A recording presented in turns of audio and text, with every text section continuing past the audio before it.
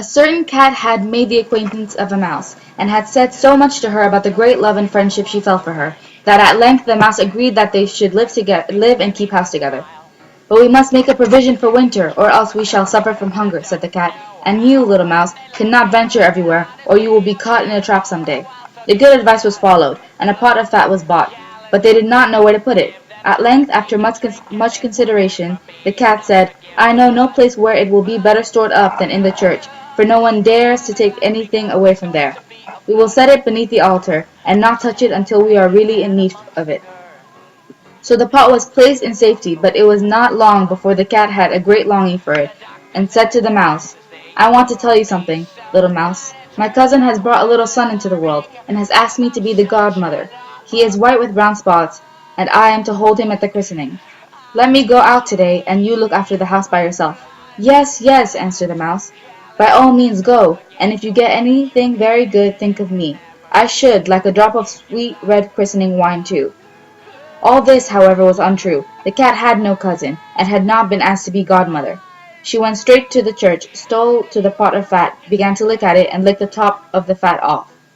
Then she took a walk upon the roofs of the town, looked out for opportunities, and then stretched herself into the sun, and licked her lips whenever she thought of the pot of fat, and not until it was evening did she return home. "Well, here you are again," said the mouse. "No doubt you have had a merry day." "All went off well," answered the cat. "What name did they give the child?" "Top off," said the cat quite coolly. "Top off!" cried the mouse. "That is a very odd and uncommon name. Is it a usual one in your family?"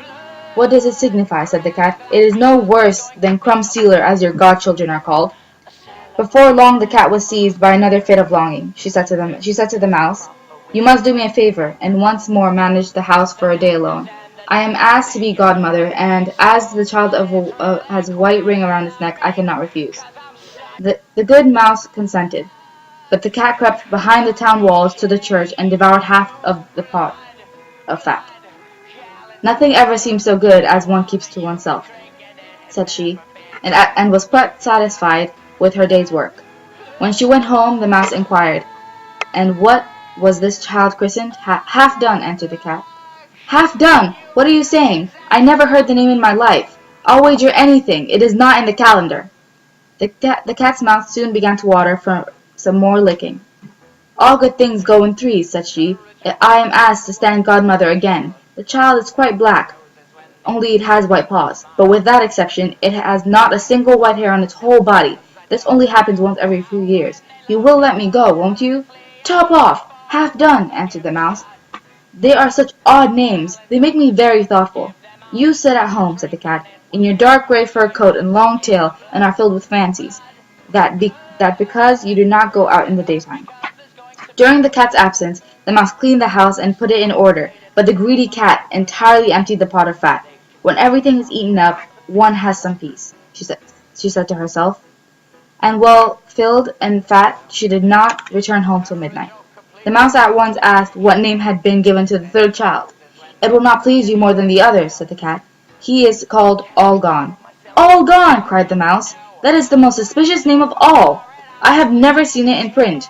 All Gone! What can that mean?" And she shook her head, curled herself up, and lay down to sleep.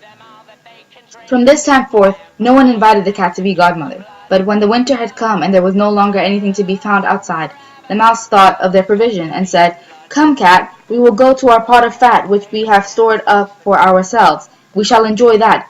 "Yes," answered the cat, "you will enjoy it as much as you would enjoy sticking that dainty tongue of yours out the window." They set out on their way, but when they arrived, the pot of fat certainly was still in its place, but it was empty. "Alas!" said the mouse, "now I see what has happened. Now it comes to light. You, a true friend, you have devoured all when you were standing godmother. First top off, then half done, then—" "Will you hold your tongue?" cried the cat. "One more word, and I will eat you too." "All gone" was already on the poor mouse's lips. Scarcely had she spoken it before the cat sprang on her, seized her, and swallowed her down. Verily, that is the way of the world.